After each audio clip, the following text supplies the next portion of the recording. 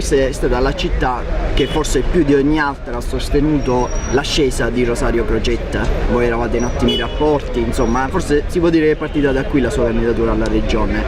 Cos'è cambiato in questi 2 anni? Io ho sentito anche dei suoi toni piuttosto critici nei confronti del PD nazionale, ma anche del governo regionale. Ma penso che sia tutto logico e spiegabile, purtroppo con un trend politico che non ha rispettato quella rivoluzione che ci aspettavamo. L'amico e grande sindaco Rosario Crocetta aveva promesso degli atteggiamenti di grande innovazione e rivoluzionari. Noi ci abbiamo creduto perché crediamo in lui come persona, l'abbiamo sostenuto per primi ed è vero che è partita proprio da vittorie. Ricordo che sono stato il primo sindaco quando nessuno credeva a sostenerlo.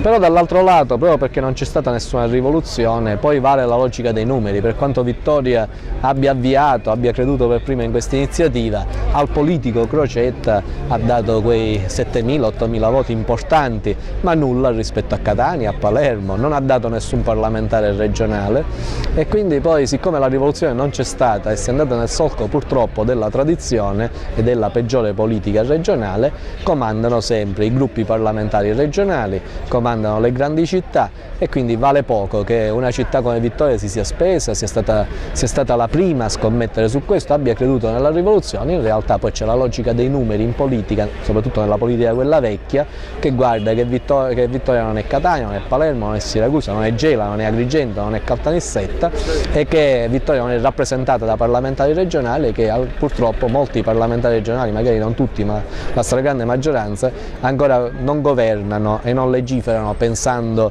alla Sicilia in generale, ma pensando al proprio piccolo bacino elettorale. Sindaco, Vittoria però è una città importante per il PD, è stata sempre un'isola rossa.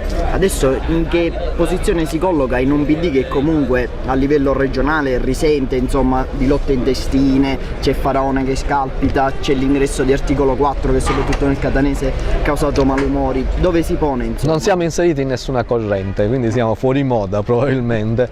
Non ci piace il gioco delle correnti, non ci piace come si sta sviluppando quello che potrebbe essere un grande PD, l'unico partito forte e serio e di grande maggioranza in Italia.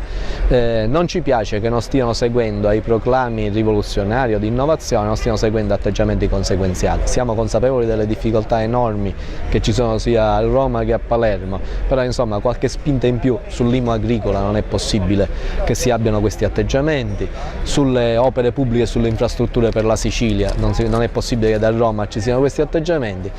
In Sicilia consentitemi di non parlare perché dovrei dire solo cose negative per quanto riguarda il governo e il Parlamento siciliano.